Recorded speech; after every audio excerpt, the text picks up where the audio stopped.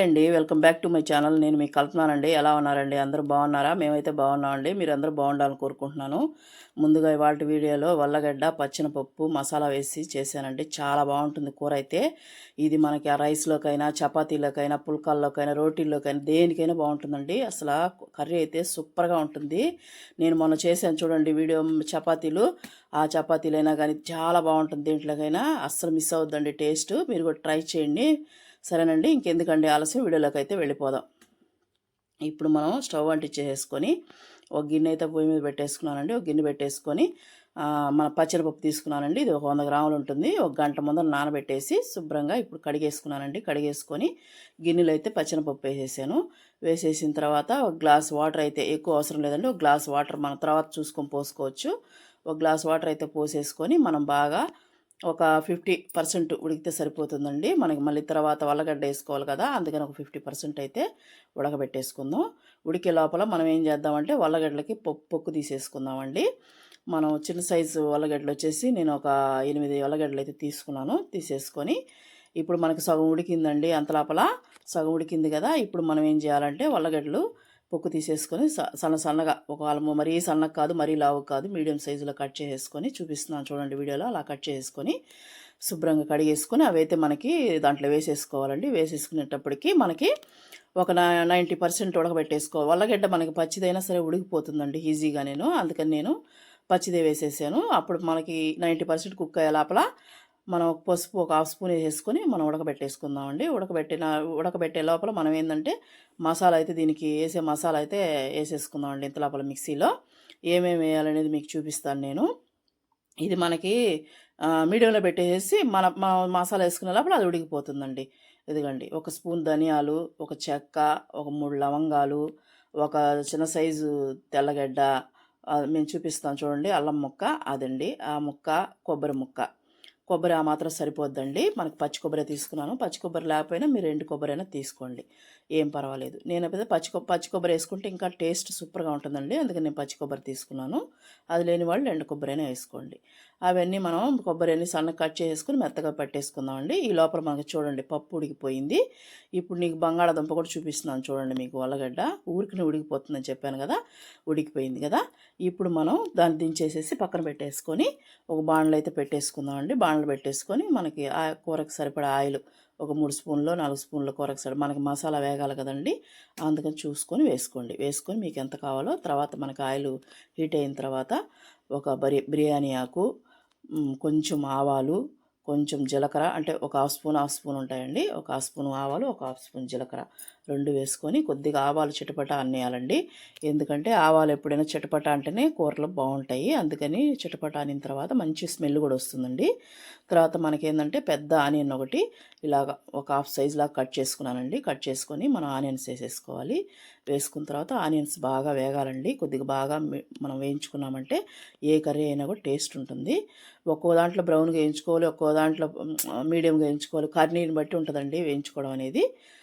అప్పుడే సూపర్గా ఉంటాయి కర్రీస్ అనేది. అదిగో చూడండి, ఇలాగా మీడియం బ్రౌన్ కలర్ వచ్చిన దాకా వేయించుకుని తర్వాత మనం టమాటాలు కట్ చేసుకున్నాం కదండి. 2 చిన్న సైజు టమాటాలు అయితే తీసుకున్నాను. ఒక 2 రెమ్మల కరివేపాకు వేసేసుకోవాలండి. టమాటాలు కూడా వేసేసుకున్నాం అనుకోండి, ఇప్పుడు మనకి వేగే లోపల టమాటాలు కూడా బాగా మగ్గిపోతాయి. ఇప్పుడు మనం టమాటాలు కట్ చేసి పెట్టేసుకున్నాను కదా, కరివేపాకు కొద్దిగా చిటపటానిన తర్వాత టమాటాలు వేసుకోండి. ఎందుకంటే కరివేపాకు కూడా వేగితేనే మంచి స్మెల్ వస్తుందండి. అందుకని తర్వాత టమాటాలు వేసేసుకొని టమాటాలు కూడా బాగా మగ్గబెట్టుకునేంత వరకు మనం కుక్ చేసుకుందాం. మనకేంటంటే టమాటా కూడా మెత్తబడిందంటే మనకి కర్రీలో బాగా కలిసిపోయి టేస్ట్ సూపర్గా ఉంటుందండి. అందుకని నేను నూనెలోనే వేసి వేయించేస్తాను. టమాటాలు ఎప్పుడైనా బాగా మెత్తగా ఉంటాయని, ఉడికిపోతుందని. ఇప్పుడు మనం పచ్చి మసాలా పట్టేసానండి. మొత్తం మెత్తగా, వీలైనంత మెత్తగా పట్టేసుకోండి. పట్టేసుకొని అది వేసేసుకోవాలండి. వేసేసుకుని ఆ మిక్సీ జార్లోనే కొద్దిగా వాటర్ పోసుకొని, గట్టిగా వేసుకున్నాం కదా అందుకని వేసుకొని ఒక వాటర్ వేసుకుని దాని అంతా మసాలా తిప్పి పోసేసుకోండి. పోసేసుకొని ఇప్పుడు మనం బాగా కలుపుకోవాలండి. టమాటాలు ఎర్రగడ్డలు బాగా దానికి మిక్స్ అయ్యేలాగా బాగా కలుపుకోవాలి. కలుపుకున్న తర్వాత ఇది ఒక మనం మీడియంలో పెట్టేసి బాగా మనకి ఆయిల్ పైకి తేలేదాకా వేయించుకోవాలండి. అంతదాకా వేయించుకుంటేనే కర్రీ టేస్ట్ సూపర్గా ఉంటుంది. ఇప్పుడు మనం దాంట్లోకి కారం 1.5 స్పూన్ వేసానండి నేను. చూడండి 1.5 స్పూన్ కారం వేసాను. మనకి మైల్డ్‌గానే టేస్ట్‌గానే ఉంటుందండి ఇది. చాలా బాగుంటుంది రుచిగా. అందుకని ఎక్కువ కారం అవసరం లేదు. కారం ఎక్కువ వేసామంటే మళ్ళీ అదొక లాగా అయిపోతుంది కర్రీ కారంగా. అలా కాకుండా మైల్డ్‌గా ఉండాలంటే 1.5 స్పూన్ వేసుకోండి.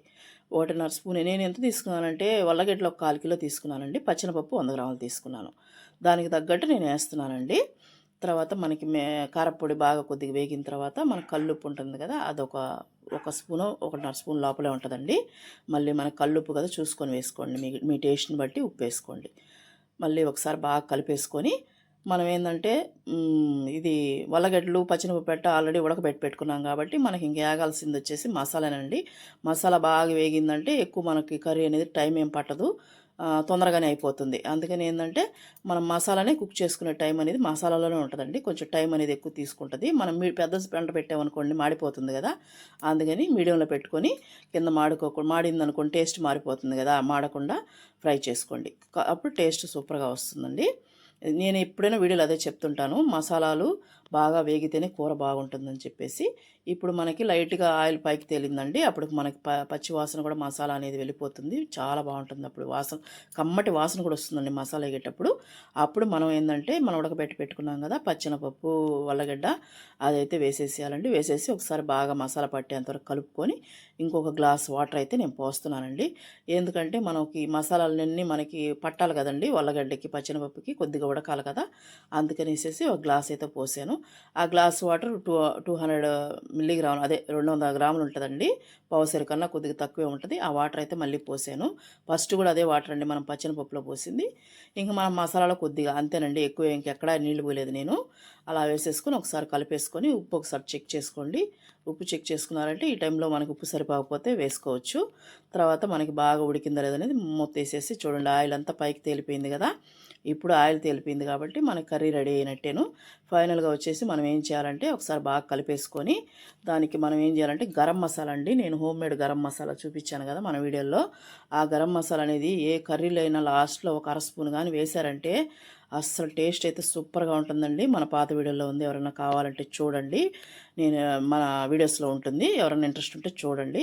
దాన్ని వచ్చేసేసి నేను వేస్తున్నానండి. ఇప్పుడు వచ్చి కస్తూరి మేతి వేస్తున్నానండి. ముందు కస్తూరి మేతి అయితే ఒక 1/2 స్పూన్ ఉంటుంది తీసుకొని మనం డ్రైగానే ఉంటుంది కదా, చేతులు వేసి నలిపేసామంటే పొడి పొడి అయిపోతుంది. తర్వాత కొత్తిమీర వేసానండి, సన్నగా తరిగిన కొత్తిమీర. తర్వాత ఇప్పుడు వచ్చేసి నేను ఇప్పుడు వేస్తానండి గరం మసాలా. నిజంగా అండి గరం మసాలా నేను అన్ని దినుసులు వేసి చూపించాను, మీరు కావాలంటే చూడండి మన వీడియోలో. అదిగోండి సగం, ఎక్కువ కూడా సగం కూడా లేదు చూడండి.